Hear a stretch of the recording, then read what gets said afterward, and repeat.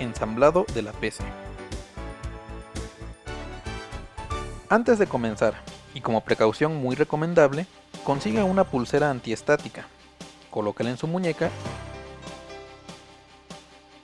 y conecte el cable hacia el chasis del gabinete. Así evitaremos dañar los delicados componentes de nuestra computadora con descargas electrostáticas. Ahora, lo primero que debemos hacer es extraer la tarjeta madre de su protección antiestática y colocarla sobre la mesa, para conectar en ella el microprocesador y la memoria. Retire el microprocesador de su protección antiestática y, tomándolo únicamente por los bordes, llévelo hasta la tarjeta madre. Con cuidado, levante la palanca que está al lado del socket. Esto liberará los contactos, permitiéndonos colocar el microprocesador en su sitio sin esfuerzo alguno. Solo puede colocarse en una posición, no hay posibilidad de errores al insertarlo. Al bajar la palanca, el microprocesador queda perfectamente asegurado en su sitio y conectado eléctricamente. Ahora, con mucho cuidado, coloque el disipador y el ventilador de enfriamiento, cuidando que queden perfectamente fijos en su sitio.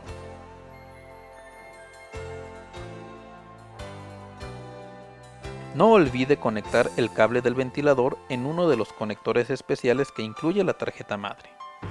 Vamos ahora a colocar la memoria RAM en la tarjeta madre.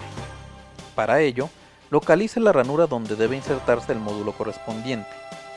Abra las palancas laterales y con cuidado, pero con firmeza, inserte el módulo de RAM en su sitio.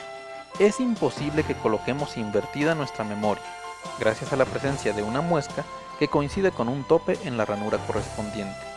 Sabemos que nuestro módulo de RAM ha sido insertado correctamente cuando las dos palancas laterales encajen perfectamente con un par de muescas que posee todo módulo de RAM en sus costados. Con esto, la tarjeta madre está lista para su montaje. Vamos a preparar el gabinete para recibirla. Usando un destornillador, retire la tapa lateral derecha del gabinete para tener acceso a su interior. Note que al fondo tenemos una placa de montaje, justamente donde se colocará la tarjeta madre, y en el lado de enfrente encontramos las bahías de montaje para las unidades de disco. En la parte superior está la fuente de poder que alimentará a todo el conjunto. Debemos comparar la disposición de los conectores externos de la tarjeta madre y elegir la placa de montaje trasera adecuada. La mayoría de las veces la configuración estándar es la adecuada, pero asegúrese de ello antes de iniciar el montaje. Coloque la tarjeta madre momentáneamente en su sitio dentro del gabinete y fíjese en dónde debe colocar los postes y los separadores de montaje.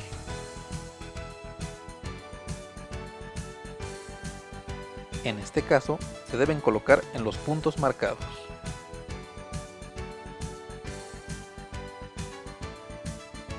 Ya localizados los puntos anteriores, coloquemos los postes metálicos de montaje, que es donde se atornillará la tarjeta madre para fijarla en su posición. También instalemos los separadores que mantendrán a la placa base separada de la placa de montaje. Con todos los postes y separadores en su sitio, es hora de colocar la tarjeta madre en su lugar.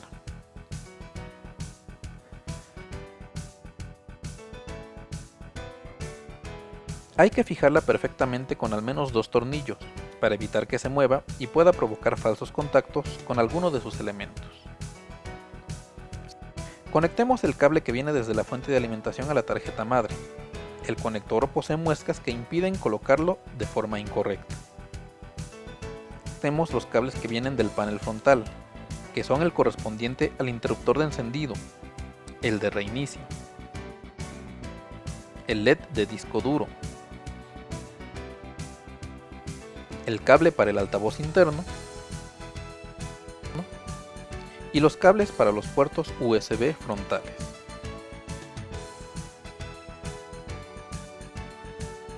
Una vez que ha quedado montada la tarjeta madre, podemos colocar las unidades de disco.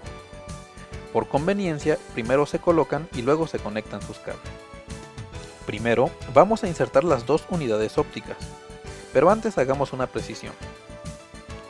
Para cumplir adecuadamente las especificaciones de la interfaz IDE, es necesario que una de las unidades cumpla el papel de maestro, mientras que la otra debe ser configurada como esclavo.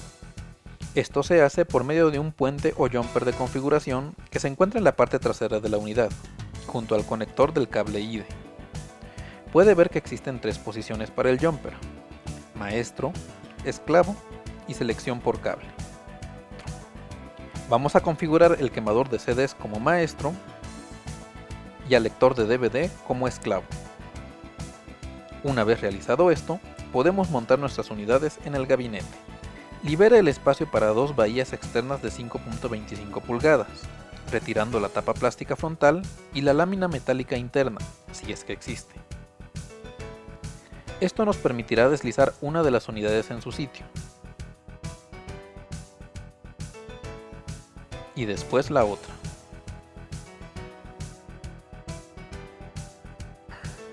Por supuesto que hay que asegurarlos con por lo menos 2 tornillos, para que permanezcan fijas al gabinete. Ahora instalemos la unidad de disquetes en su lugar. Libere una bahía externa de 3.5 pulgadas y deslice en ella la unidad. No olvide fijarla en su sitio con algunos tornillos.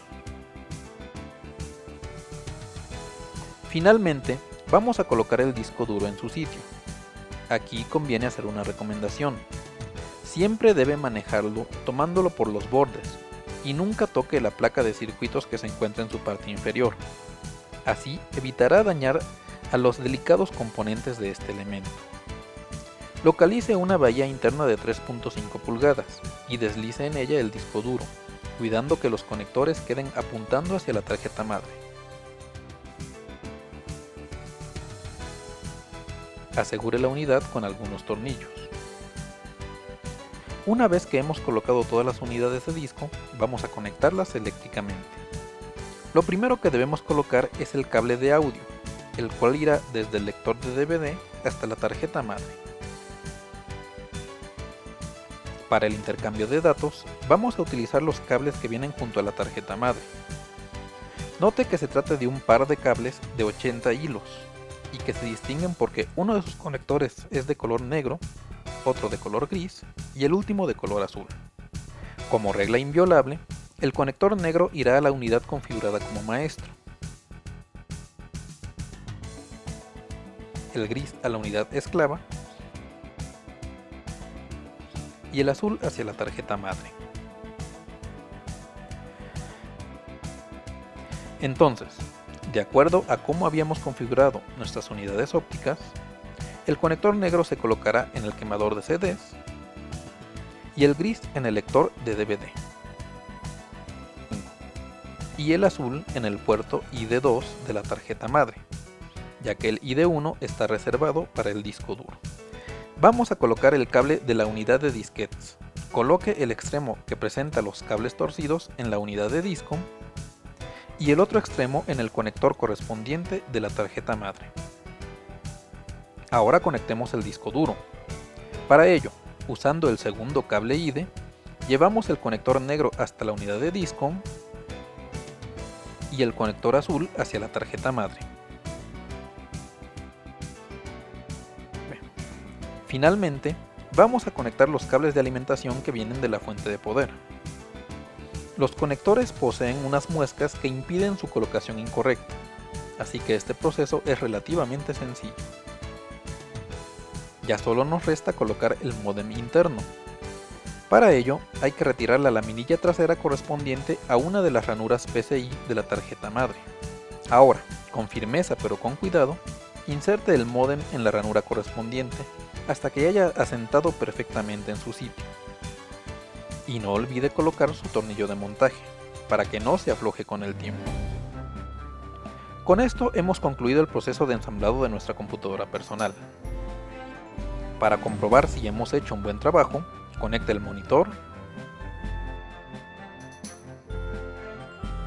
el teclado y el ratón. Conecte tanto la computadora como el monitor a la línea de AC. Presione la tecla de encendido y si todo está bien, el monitor deberá desplegar una pantalla inicial invitándonos a entrar al setup y configurar la máquina. Después de la configuración del setup, se debe formatear el disco duro e instalar un sistema operativo, tal como Windows o Linux.